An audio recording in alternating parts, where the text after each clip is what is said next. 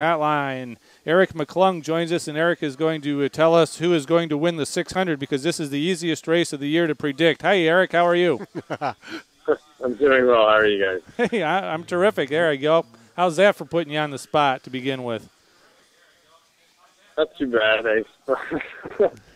Well, I mean, if I could get two picks, I would take Jimmy Johnson or Kyle Busch. I mean, we all saw Jimmy Johnson. I think if the All-Star race didn't have the segments set up the way they were, I think realistically he probably could have led every single lap of that race. He looked like he had a completely different kind of car than everybody else. So I think that certainly means quite a bit.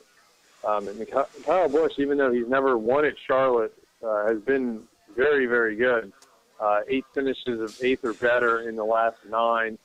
And he's been the runner-up in the last 2 fall races, not the 600-mile race, but very good in the fall chase races. So, I think he's going to definitely be a factor this week, though, in the 600. Okay, so we're talking to Eric McClung, who is a fantasy racing expert writer for KFFL.com, and you can follow Eric on Twitter at Eric McClung. Eric, how much weight do you give the extra 100 miles at Charlotte? The only 600-mile race. It spans daylight and dark. The cars change a lot. The track changes. Well, I guess not the cars don't change a lot, but the track changes a lot. How much weight do you give that in doing your calculations and your predictions? Well, in terms of the extra mileage, I think if there was a manufacturer or a team that was coming in that was having some issues, blown engines and that type of thing, I think you would maybe stay away from that. There were Roush cars that blew up in the All-Star race, but they pretty much admitted that they were pretty much just trying to really jack the engines up and kind of knew the risks of that possibility happening. So I wouldn't shy away from those guys. Greg Biffle won the Texas race, and we know Texas is set up very similar to Charlotte. So I think the Roush guys will be just fine. In terms of the transitions, I would think you probably would want to take more of an established driver and established team, like a Jimmy Johnson. There's guys like Martin Truex Jr. is a guy who always kind of comes to mind of guys, even though he's done a much better job this year. In years past, there's been races where he's run very well, but they failed to make those kind of late race adjustments. So I think you would overall probably go maybe a little bit more conservative, go with a more established group. I know you look at when you're looking at Charlotte, you look at Texas, as you mentioned. You look at it probably Atlanta and Las Vegas. Those would be the most similar tracks, I think, in general.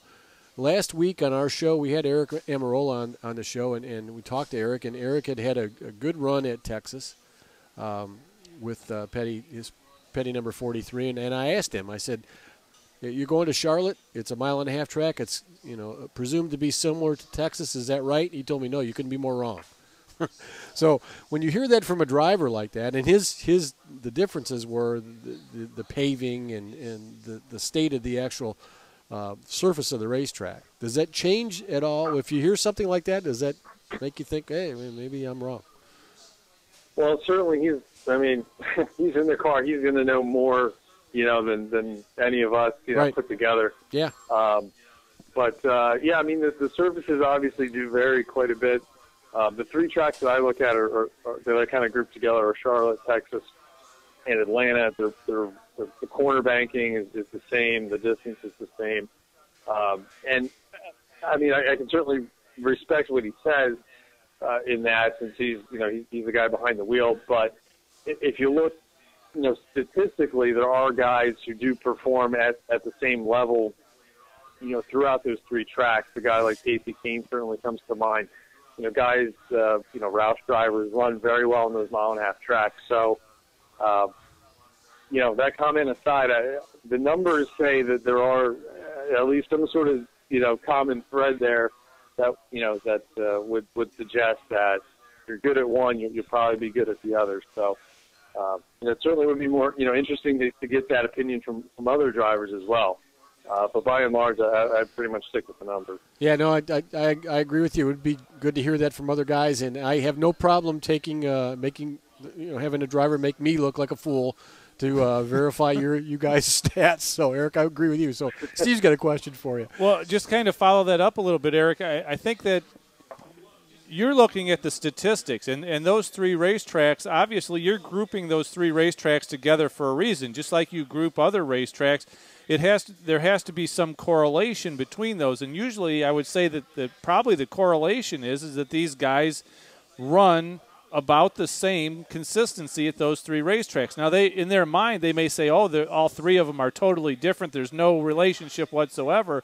But I got to believe that you being a statistics guy and using the statistics to come up with your fantasy racing quotes, there are similarities because the numbers say there are. Yeah, right, exactly. Right. I think maybe what he's getting at is, more in terms of the surface of the track. I'm sure in his mind, coming out of, say, turn 3 of Charlotte is going to be different or slightly different coming out of turn 3 from some of those other tracks. He's going to have to hit a different spot. He knows where a bump is at Charlotte, but it's totally smooth at Atlanta and so on.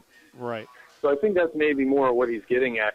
But if you look at what the teams do, I mean, they bring the same chassis to a lot of those types of races. So, they bring those same cars, to those mile-and-a-half tracks. So what the teams are doing is, pretty much saying that those tracks are similar because they're bringing, very similar setups to those tracks. So I think I think he's speaking more to, the actual way in which, he's driving those respective tracks rather than, maybe how the car is set up.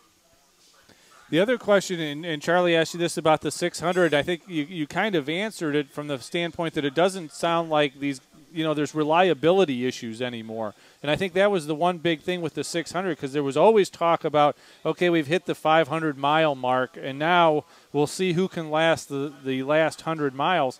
But I think that has gotten thrown out of the equation pretty much as well because everybody's building engines that are pretty much bulletproof.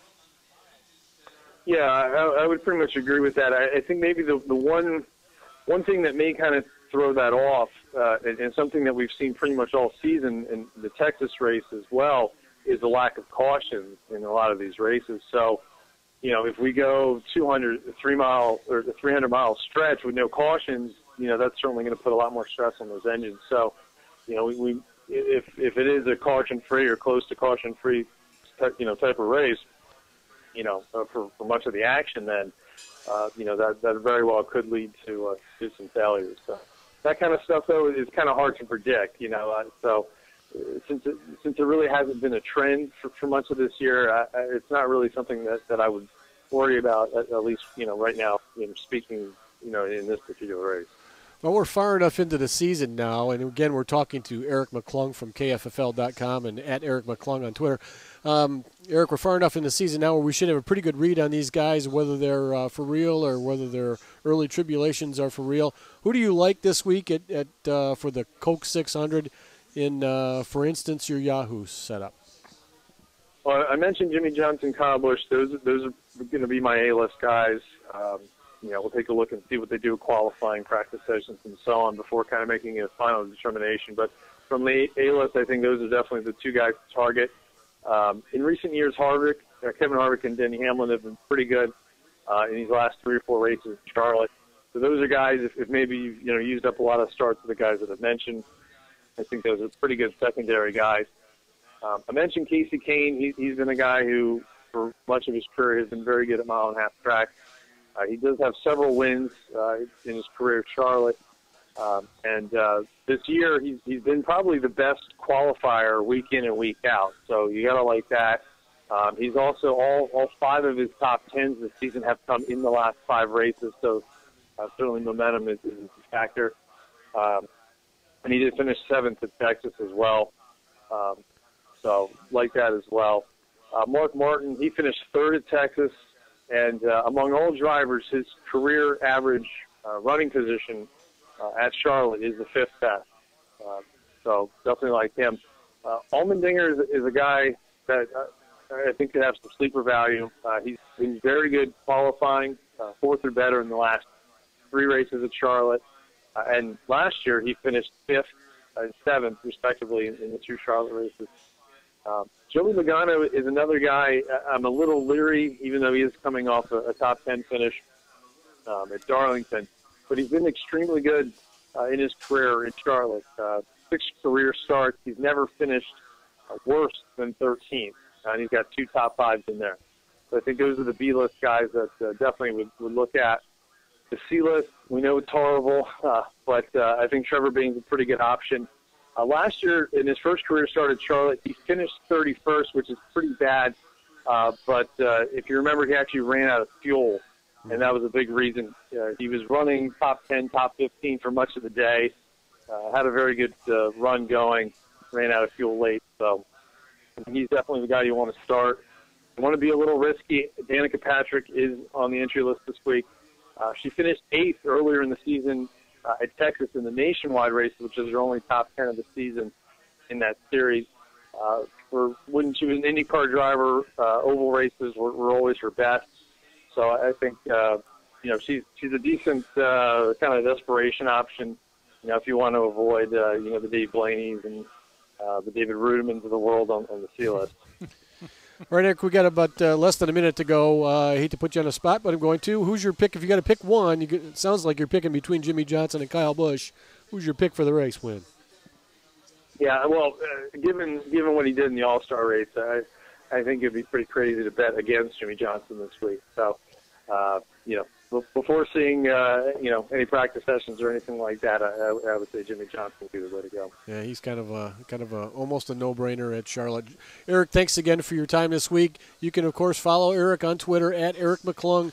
Read his fantasy racing commentary on Twitter, but also at kffl.com. Eric, thanks again for your time. We'll talk to you in a couple weeks, man. Sure thing. All right, Eric McClung. Cool. Okay, who's your pick? You already know mine is. Who's yours? I took Jimmy Johnson. Really? Jimmy J.J. Johnson. I took him before I heard. I knew McClung was going to pick him. Yeah, that wasn't a. Actually, I'm going plus 40. I'm going plus 40. I'm going with the 88 car, the junior car. That's the second time you picked him. I have. Yeah, I think he's a good pick there. It's going to come to an end soon, and I think this is just the place for it to come to an end. I hope you're wrong, but I think he could. I agree with you. He's going to win. This is the kind of track he's going to win on. Yep, it's going to be something like this where it's a 600, where there's going to be some attrition. Something's going to happen to some other front runners, and he is going to be able to be the best of what's left. That's the way I feel about it, and I think this is the week that he could do it. Plus, how many debris cautions? Over, under 5? Under. Under. Really? I think it's going to be under. There's a trend for green flag racing, and I don't think that it's going to change a whole heck of a lot. There may be a few cautions for accidents, but I don't think there's going to be a lot of debris cautions. That's my feeling. I go with the under. I'm thinking there'll be 3 in the last 100 miles. Okay. Well, we'll see. We will find that all out. So, anyhow. Stay tuned. Come back, as they say. Come back next week and find out. Thanks so much to Justin Lofton.